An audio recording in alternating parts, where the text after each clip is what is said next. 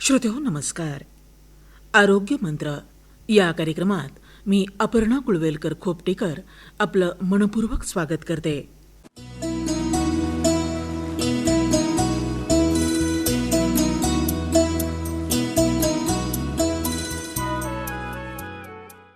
श्रोतेहो, पावसाळा हा उकाड्यापासून दिलासा देतो, पण त्वचेसाठी तो अनेक नवीन समस्या घेऊन येतो. हवेत वाढलेला ओलावा, सतत येणारा घाम, ओले कपडे, त्वचेवर साचणारी धूळ यामुळे खाज, दुर्गंधी आणि बुरशीजन्य आजारांचा संसर्ग वाढू शकतो. श्रोतेहो, फंगस किंवा बुरशी ही प्रामुख्याने माती, हवा, वृक्षवल्ली, मानव किंवा प्राण्यांच्या शरीरावर आढळते. परंतु मानवी शरीरातील प्रतिकारशक्ती कमी होताच फंगसचा प्रादुर्भाव मोठ्या प्रमाणात त्वचेवर होताना दिसतो आणि या चिवट आजारापासून मुक्ती मिळवण्यासाठी बरेचसे औषधोपचार आणि वेळ खर्ची करावा लागतो. त्यामुळे सर्वच वयोगटातील लोकांना त्वचा निरोगी ठेवण्यासाठी काळजी घेणं आवश्यक ठरतं. चला तर मग त्यासाठी ऐकूया पावसाळ्यातील त्वचारोग आणि घ्यावयाची काळजी याविषयी जिल्हा रुग्णालय बीड येथील त्वचारोग तज्ज्ञ डॉक्टर सोनल धाटे घनघव यांच्याशी केलेली ही बातचीत.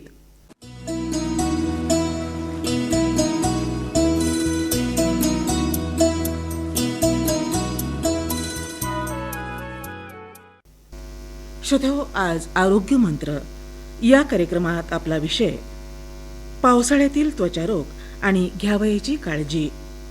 त्यासाठी आकाशवाणीच्या स्टुडिओत आम्ही आमंत्रित केलंय त्वचारोग तज्ज्ञ डॉक्टर सोनल धाटे घनघव यांना.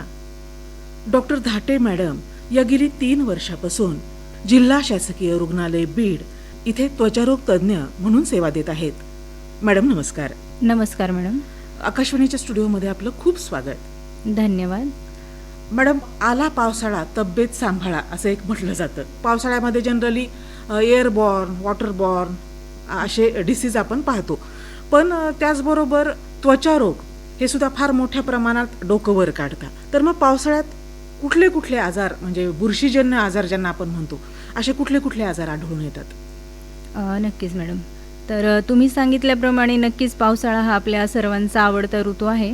पावसाळ्यात जसं सगळीकडे हिरवळ, आनंद आणि नवचैतन्य असतं, तसंच या ऋतूमध्ये त्वचेचे अनेक आजारही वाढतात. बरोबर. ज्यामध्ये खाज असणे, गजकरण, पायाला चिखल्या होणे, फोड येणे, ॲलर्जी, जखमांचा वेगवेगळा संसर्ग होणे अशा अनेक समस्या आपण पाहतो. अच्छा. मुळात पावसाळ्यात हवेत ओलावा जास्त असल्यामुळे बुरशीची वाढ जरा झपाट्याने होऊ शकते. त्यामुळे काही बुरशीजन्य त्वचारोग जास्त प्रमाणात दिसून येतात. बर. यात सर्वात जास्त आढळणारा त्वचारोग म्हणजे गजकरण, ज्याला आपण दाद वगैरे पण म्हणतो. त्वचारोग म्हणजे बुरशीजन्य रोग तुम्ही सांगत आहात, तर मग पण पावसाळ्यातच हे रोग का उद्भवतात? तर पावसाळ्यात हवेत ओलावा खूप वाढलेला असतो. त्यामुळे वातावरण खूप कोंदट आणि दमट झालेलं असतं. बरोबर. त्यामुळे आपल्या शरीराला खूप घाम येतो, पण तो लवकर सुकत नाही. अच्छा. त्वचा बराच वेळ ओलसर राहते आणि बुरशी आणि जंतूंना हे वातावरण खूप पोषक असतं. याशिवाय पावसाळ्यात आपले कपडे, मोजे आणि बूट अनेकदा ओलसर राहतात. चिखल आणि साचलेल्या पाण्याचा संपर्कही जास्त वाढतो. त्यामुळे त्वचेला संसर्ग होण्याची शक्यता वाढलेली असते. अच्छा. बर. ज्या ठिकाणी घाम जास्त येतो, जसं की बगलेमध्ये, जांघा, स्तनाखालील भाग आणि पायांच्या बोटांच्या मधील जागा, तिथे मग जास्त बुरशीजन्य आजार आढळून येऊ शकतात, जसं की गजकरण, चिखल्या वगैरे. आणखी की पावसाळ्यात डास आणि इतर कीटकही वाढलेले असतात. त्यांच्या चावण्यामुळे पण वेगवेगळ्या प्रकारच्या ॲलर्जीचे आजार, जसं की खाज येणे, पुरळ येणे किंवा त्वचेचा संसर्ग होणे अशी पण शक्यता वाढलेली असते. अच्छा. तसेच पावसाळ्यामध्ये आपण पाहतो की सूर्यप्रकाशाची तीव्रता बरीच कमी असते आणि सूर्यप्रकाश हा एक नैसर्गिक निर्जंतुकीकरणाचा प्रभावी माध्यम आहे. अगदीच. ते बऱ्यापैकी कमी झालेलं असतं. त्यामुळे कोंदट असलेले हे आजार, बुरशीजन्य आजार फोफावल्याचं आपल्याला निदर्शनास येतं. अच्छा. मॅम, तुम्ही बऱ्याच आजारांचा उल्लेख आता बोलताना केलात, तर मग काय लक्षणं असतात साधारण या आजारांची, जसं की गजकर्ण? गजकरणाचे सर्वात महत्त्वाचं लक्षण म्हणजे यामध्ये खूप रुग्णाला खूप खाज येते. लालसर गोल चट्टे अंगावरती येतात. बर. त्वचा सोलल्यासारखी होते. सामान्यतः गजकरण हा जिथे जास्त घाम मुरला जातो, जसं की जांघा झालं, बगला, स्तनाखालील भाग, कंबर आणि बोटांच्या फटीमध्ये, अशा ठिकाणी गजकरण जास्त प्रमाणामध्ये आपल्याला आढळतो. अच्छा. हा आजार बरेचदा संक्रमित रुग्णाचे, म्हणजे घरामध्ये जर कोणाला आजार असेल तशा व्यक्तीचे आपण कपडे, टॉवेल, साबण इत्यादी जर वापरण्यात आला तर हा आजार पसरू शकतो. बर. इथे एक विशेष गोष्ट सांगू इच्छिते की OPD-मध्ये जसे गजकरणाचे खूप पेशंट असतातच, पण आपली जी मागे कोरोना व्हायरसची महामारी साथीच्या जे येऊन गेलं त्यामध्ये सर्वांनी स्वच्छतेची फार काळजी घेतली. बरोबर. निर्जंतुकीकरणाची फार काळजी घेतली. आपण वारंवार हात स्वच्छ धुत होतो, सॅनिटायझर वापरले. अगदीच. एकमेकांचे कपडे, टॉवेल, साबण आपण टाळलं वापरणं. बरोबर. तर यावेळेस आम्ही गजकर्ण या आजाराचे रुग्ण अनेक पटीने कमी झालेले आमच्या निदर्शनास आलेले आहे. अरे वा, खूपच छान. म्हणजे त्या प्रकारची एक ती सवय सर्वांना लागून गेली होती. वा. पण जसं जसं हळूहळू आपण पूर्ववत वागायला लागलो, जशी अस्वच्छता परत वाढली, तसे आता परत गजकर्ण हा आजार वाढत चाललेला आहे, असं पण आता निदर्शनास येत आहे. बर बर. अच्छा. दुसरा एक बुरशीजन्य आजार आहे, तो म्हणजे चिखल्या, ज्याला आपण पाऊल कूज असंही म्हणतो. यात काय होतं, पायांच्या बोटांच्या फटीत खाज येते, पांढरे ओलसर चट्टे दिसतात, चिरा पडतात आणि थोडा कोंदट वास येतो. शूज काढल्या सॉक्स काढल्यावरती हा कोंदट वास लगेच आपल्याला जाणवतो. अच्छा.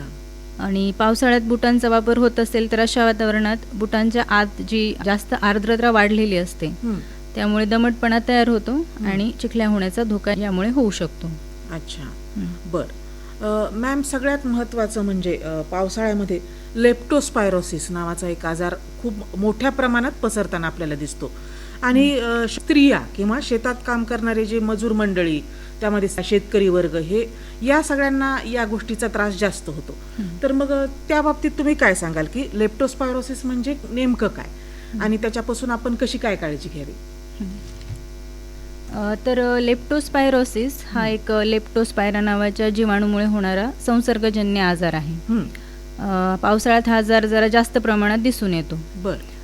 तर जे जनावरे आहेत, जसे गुरे, डुकरे, उंदीर, कुत्रे, अशा काही प्राण्यांच्या लघवीमुळे पाणी किंवा चिखल दूषित झाल्यानंतर त्या दूषित पाण्याचा जर आपल्या शरीराशी, पायावर, हातावर संपर्क झाला आणि आपल्या पायाला, हाताला जर छोट्या जखमा, भेगा किंवा खरचटलेला असा भाग असेल, त्याच्याशी जर संपर्क झाला तर या आजाराचा आपल्याला संसर्ग शरीरात होऊ शकतो. बरं.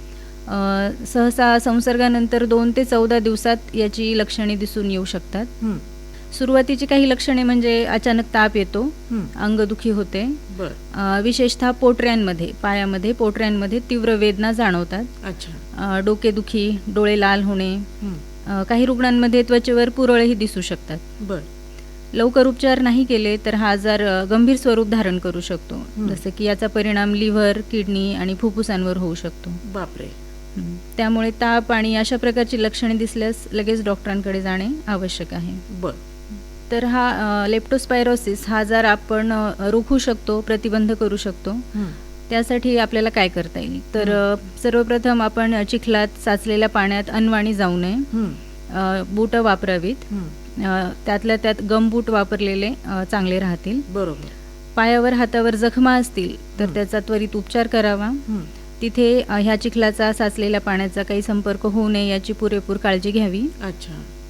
शेतातून आल्यानंतर हातपाय स्वच्छ धुवावेत आणि स्वच्छ कपड्यांनी कोरडे करावेत. बरं. लक्ष ठेवा, हा एक केवळ त्वचेचा आजार नाही तर संपूर्ण शरीरावर परिणाम करणारा आजार आहे. अच्छा. आणि पण वेळेवर जर निदान आणि उपचार केला तर हे पूर्णपणे बरा होऊ शकतो. बरं. लेप्टोस्पायरोसिसवरती उपचार हे आहेत की लेप्टोस्पायरोसिस हा एक जीवाणूंमुळे होणारा आजार असल्यामुळे यावर अँटीबायोटिक्स औषधांनी आपण उपचार करतो. डॉक्टर रुग्णांची लक्षणे, आजारे, तीव्रता पाहूनच योग्य औषध ठरवतात. जर आजार सौम्य असेल तर डॉक्टरांच्या सल्ल्याने घरी औषधं घेतले तरी चालतात. पण जर खूप ताप असेल, श्वास घेण्यास त्रास होत असेल, लघवी कमी होत असेल, डोळे किंवा त्वचा पिवळी पडत असेल किंवा खूप अशक्तपणा जाणवत असेल, अच्छा, तर त्वरित रुग्णालयात दाखल होणे आवश्यक असते. महत्त्वाचं म्हणजे स्वतःहून अँटीबायोटिक औषधे सुरू करू नयेत आणि तापाकडे अजिबात दुर्लक्ष करू नये. अच्छा. यासाठी सर्वात महत्त्वाचा सल्ला असा राहील की पावसाळ्यात चिखल्यात किंवा साचलेल्या पाण्यात काम केल्यानंतर जर तुम्हाला ताप, अंगदुखी किंवा पोटऱ्यांमध्ये तीव्र वेदना सुरू झाल्या तर विलंब न करता जवळच्या डॉक्टरांचा सल्ला घ्यावा. अच्छा, म्हणजे मग लहान मुलांमध्ये सुद्धा हा आजार आढळतो का? आढळू शकतो. अच्छा. कारण पावसाळा म्हणलं की म्हणजे सगळ्यांचा आवडता ऋतू आणि चिखल पाणी हे तर संपर्कात येणारच, त्याच्यामुळे लहान मुलांची सुद्धा काळजी घेणं तितकंच गरजेचं आहे. अच्छा. इतरही बरेच बुरशीजन्य आजार आहेत. त्यापैकी एक म्हणजे नखांची बुरशी, ज्याला आपण ओनायकोमायकोसिस म्हणू शकतो. यामध्ये काय होतं, नख अशी जाडसर, पिवळसर होतात, नाजूक होतात, तुटतात, त्यांचा आकार बदलतो. हे फंगल इन्फेक्शन, नखांचं फंगल इन्फेक्शन आपण ह्याला म्हणू शकतो. दुसरं म्हणजे कॅन्डिडियासिस, ज्यामध्ये लालसर, ओलसर पुरळ येतात आणि खूप खाज असते त्याच्यामध्ये. आणखी टीनिया व्हर्सिकोलर नावाचा पण एक बुरशीजन्य आजार असतो. यावर मानेवर, पाठीवर, छातीवर फिकट पांढऱ्या रंगाचे डाग दिसतात. अच्छा. हे पण विविध प्रकारचे बुरशीजन्य आजार आहेत. यात एक महत्त्वाचं सांगू शकते की असा काही आजार झाला, खाज आली, चट्टे आले की रुग्ण स्वतःहून मेडिकलमधून स्टिरॉइडयुक्त क्रीम घेऊन येतात. बरोबर. आणि वापरतात. याने सुरुवातीला आराम वाटतो, पण नंतर संसर्ग अधिक वाढतो आणि मग उपचार कठीण होऊन जातात. अच्छा. मग नेमकं अशा वेळेला काय करावं मॅम, की घरगुती काही क्रीम आपल्याकडे उपलब्ध असतात तर सहज कुणीही ते लावतं, सेल्फ मेडिकेशन करतं थोडक्यात, तर मग असा काही असतो की त्या ठराविक बुरशीसाठी ठराविकच औषध वगैरे असं काही असतं का? हो, वेगवेगळ्या प्रकारच्या बुरशीजन्य आजाराला पूर्णपणे वेगवेगळे ट्रीटमेंट आहेत. आजारानुसार वेगवेगळ्या गोळ्या, औषधं, त्यांचे दिवस, किती दिवस त्याची ट्रीटमेंट घ्यायची हा काळ, तसेच किती त्याची पॉवर असणार गोळ्यांची, ह्या बऱ्याच गोष्टी डॉक्टर चेक केल्यानंतरच आपल्याला व्यवस्थित सांगू शकतात. बरोबर. तर आपण घरी स्वतः सेल्फ मेडिकेशन म्हणा, स्वतः औषध गोळ्या न घेता त्वचारोग तज्ज्ञांचा सल्ला घेणं खूप महत्त्वाचं आहे. अच्छा. बुरशीजन्य आजार झाल्यानंतर रुग्ण बरेचदा मेडिकलमधून स्वतः स्टिरॉइडयुक्त क्रीम घेऊन येतात आणि बरेच दिवस वापरतातही. सुरुवातीला आजार थोडा दडपल्यासारखा होतो, पण नंतर तो अनेक पटीने वाढला जातो. तर यामुळे काय होतं, जे आपण स्टिरॉइडयुक्त क्रीम वापरतो आणि त्याच्यामध्ये 2-3 प्रकारचे औषधं एकत्र करून ह्या क्रीम बनवलेल्या असतात. अगदीच. त्याच्यामध्ये अँटीबॅक्टेरियल, जीवाणूंविरोधात पण काही क्रीम्स त्यामध्ये ॲड केलेल्या असतात. तर अशा वेळेला पुढच्या वेळेस जर आपल्याला जर हा आजार झाला तर बॅक्टेरियल रेजिस्टन्स, म्हणजे सुरुवातीला आपल्याला त्याचा चांगला परिणाम होतो, पण पुढच्या वेळेस जर इन्फेक्शन झालं तर तो परिणाम अजिबात होत नाही. कारण बॅक्टेरियल रेजिस्टन्स डेव्हलप झालेलं असतं. अँटी फंगलच्या क्रीमचं पण रेजिस्टन्स डेव्हलप झालेलं असतं. अच्छा. त्यामुळे जेव्हा क्रीम्स यूज कराल तेव्हा फक्त डॉक्टरांच्या सल्ल्यानेच यूज करावेत.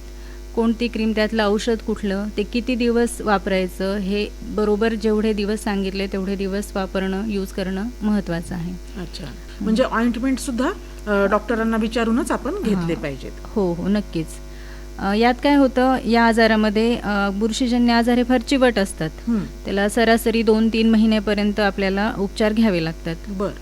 आणि सोबतच आपलं जर रुग्णामुळे दुसऱ्या कोणाला आजार होऊ नये याची पूर्णपणे काळजी पण घ्यावी लागते. अच्छा. म्हणजे संसर्गजन्य पण असतात बुरशीजन्य आजार. मॅडम, खूप छान तुम्ही डिटेलमध्ये माहिती देत आहात. आता आपल्याकडे एक जनरली, आणि तुम्ही सुद्धा आता उल्लेख केला की चिखल्या किंवा पाऊलकूच हा आजार खूप कॉमनली दिसून येतो. काही जणांच्या हातामध्ये सुद्धा चिखल्या झालेल्या आपल्याला दिसतात, बोटांच्या मध्यभागी.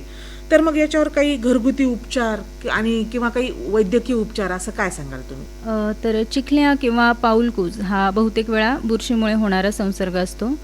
योग्य ती काळजी घेतल्यास तो बरा होऊ शकतो. घरगुती उपचारापेक्षा घरगुती काळजी काय घ्यावी हे सांगू शकते मी. तर पाय आपण दररोज स्वच्छ धुवावेत. धुतल्यानंतर पायांच्या बोटांमधील जी जागा आहे, फटी आहेत, त्या पूर्णपणे कोरड्या कराव्यात. रोज कोरडे मोजे वापरावेत, ओलसर मोजे अजिबात वापरू नयेत. पूर्ण वाळलेले व कोरडे बूट आणि चप्पल वापरावेत. शक्य असल्यास काही वेळ पाय हवेत मोकळे ठेवावेत. हवेशीर भागाने हा आजार कमी होऊ शकतो.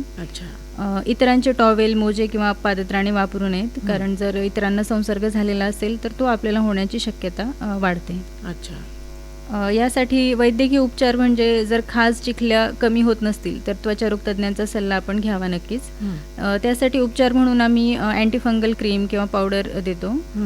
संसर्ग जास्त असेल तर गोळ्यांची पण ट्रीटमेंट आपल्याला घ्यावी लागते. अच्छा. यात परत एकदा सांगेल की मेडिकलमधून स्वतःहून स्टिरॉइडयुक्त क्रीम वापरू नका. त्यामुळे आजार पूर्णपणे बरा होत नाही, फक्त काही काळासाठी दडपला जातो आणि नंतर अधिक पटीने वाढू शकतो. अच्छा, म्हणजे त्याची जी पॉवर आहे ती वाढल्या जाते. हो हो. बर. आपल्या शेतकरी बांधवांचे पावसाळ्यात बऱ्याच वेळा पाण्यात, चिखलात आणि ओल्या वातावरणात कामं असतात.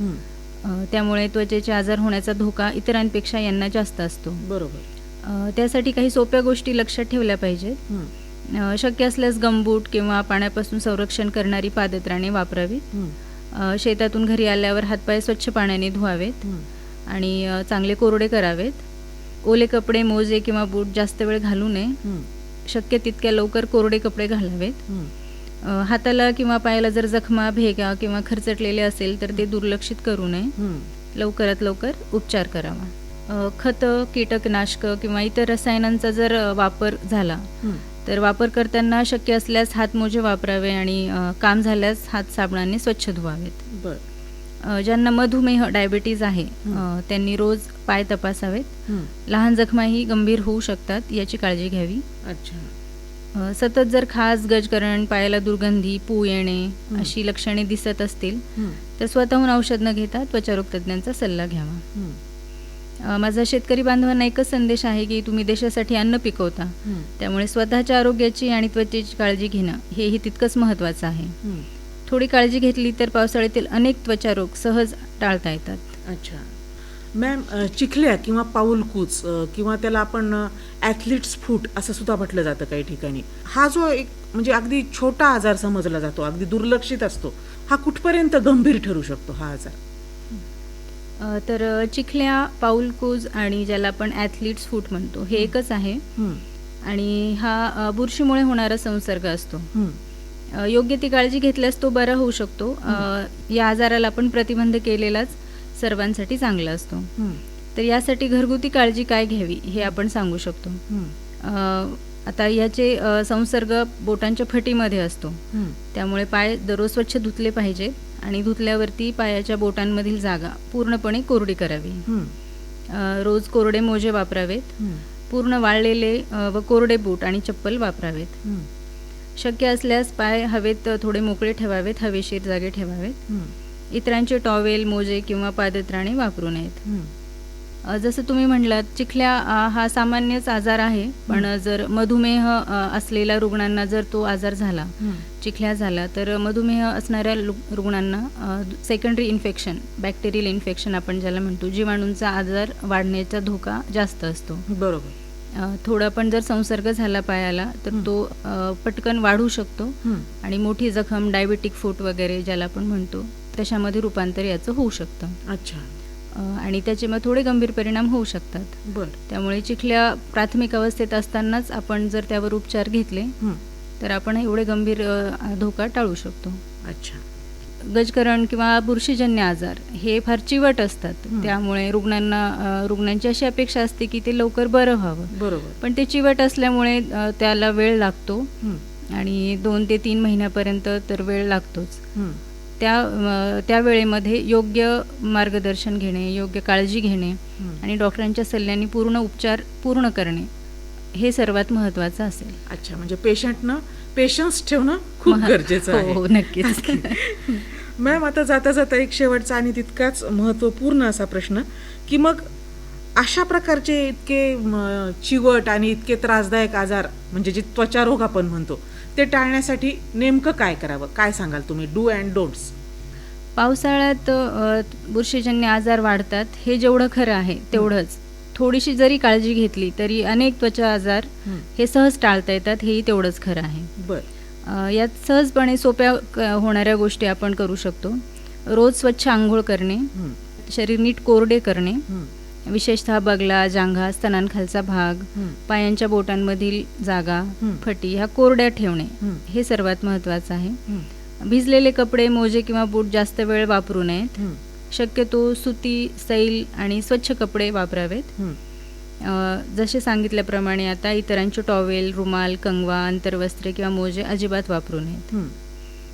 जे आपण नेहमी यूज करतो, नेहमी वापरातील आपले जे बूट आणि मोजे आहेत ते परत परत सतत स्वच्छ धुत राहावेत आणि धुतल्यानंतर पूर्णपणे कोरडे करत राहावेत. पावसाळ्यात बुरशीजन्य आजार टाळण्यासाठी पावसाळ्यामध्ये जसं आपलं सूर्यप्रकाश फार कमी असतो, पण जेव्हा आपल्याकडे सूर्यप्रकाश मिळतो त्यावेळेस आपले कपडे स्वच्छ धुतलेले आपण सूर्यप्रकाशात चांगले वाळत घालावे. सूर्यप्रकाश हा एक खूप निर्जंतुकीकरणाचा एक नैसर्गिक उपाय आणि खूप महत्त्वाचा विश्वासार्ह हा उपाय आपल्याकडे आहे. त्याचा पुरेपूर उपयोग करून घ्यावा आणि आपण बरेच बुरशीजन्य आजार टाळू शकतो. शेतकऱ्यांसाठी चिखलातून किंवा शेतातून आल्यानंतर हातपाय स्वच्छ धुवून व्यवस्थित कोरडे करणं गरजेचंच आहे. त्यानंतर त्वचेवर जर जखमा किंवा भेगा असतील तर त्यांचा लवकर उपचार करावा. मधुमेह असलेल्या व्यक्तींनी स्वतःच्या पायांची रोज तपासणी करावी. त्यात काही जखमा असतील तर त्यांचा उपचार करावा. संतुलित आहार घेणे आणि जसे पुरेसे स्वच्छ पाणी पिणे, पुरेशी झोप, या सर्व गोष्टींमुळे रोगप्रतिकारशक्ती चांगली राहते आणि सर्वच प्रकारचे आजार आपण टाळू शकतो. बरोबर. शेवटी एकच संदेश देऊ शकते की पावसाळ्यात त्वचेची स्वच्छता, कोरडेपणा आणि वेळेवर उपचार या 3 गोष्टी जरी आपण पाळल्या तरी आपली त्वचा निरोगी राहू शकते. मॅडम, पावसाळ्यातील त्वचारोग आणि घ्यावयाची काळजी याविषयी आपण खूप सखोल माहिती दिलीत. आज आकाशवाणीच्या स्टुडिओमध्ये आपण आलात आणि आमच्या श्रोत्यांशी संवाद साधलात. मनपूर्वक आभार. खूप धन्यवाद. धन्यवाद मॅडम. मला इथे आमंत्रित केल्याबद्दल परत एकदा आकाशवाणीचे मनपूर्वक धन्यवाद. आपल्या सर्वांना हा पावसाळा निरोगी, सुरक्षित आणि आनंदी जाऊ ही शुभेच्छा. धन्यवाद. पावसाळ्यातील त्वचारोग आणि घ्यावयाची काळजी याविषयी जिल्हा रुग्णालय बीड येथील त्वचारोग तज्ज्ञ डॉक्टर सोनल धाटे घनगाव यांच्याशी केलेली बातचीत आपण ऐकलेत.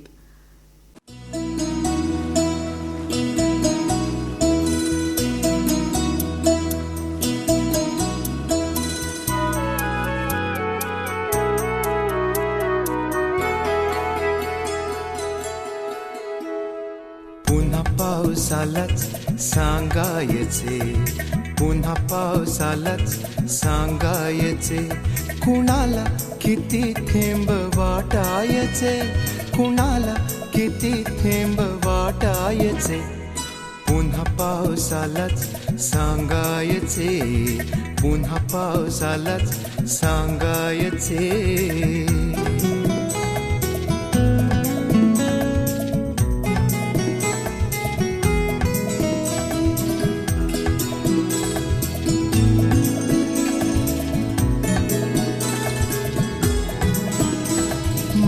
कापसाने दरी गोठली,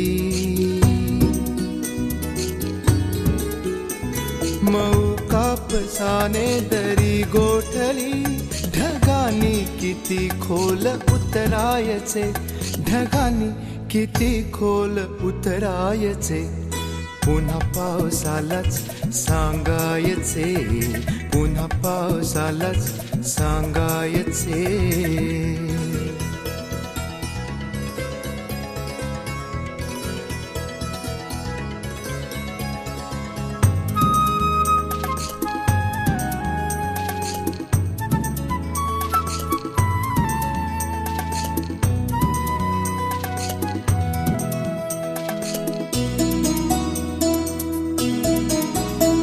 घराने मला आज समजावले,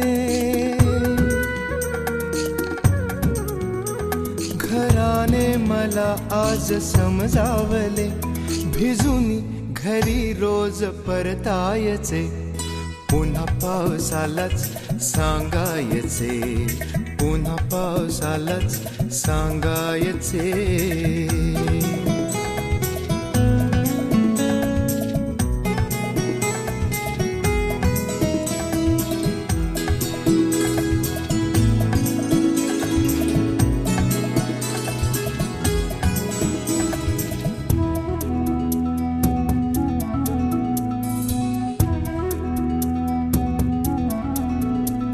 तुझी आसवे पाझरू लागता, तुझी आसवे पाझरू लागता. खऱ्या पावसाने कुठे जायचे, खऱ्या पावसाने कुठे जायचे. पुन्हा पावसालाच सांगायचे, पुन्हा पावसालाच सांगायचे. कुणाला किती थेंब वाटायचे, कुणाला किती थेंब वाटायचे.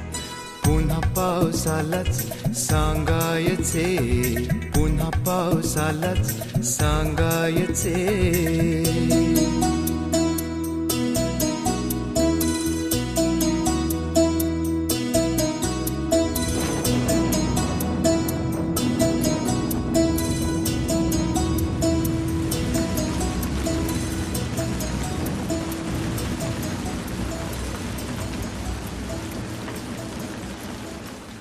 आणि श्रोतेहो, याबरोबरच आजचा आरोग्य मंत्र हा कार्यक्रम इथे संपला. नमस्कार.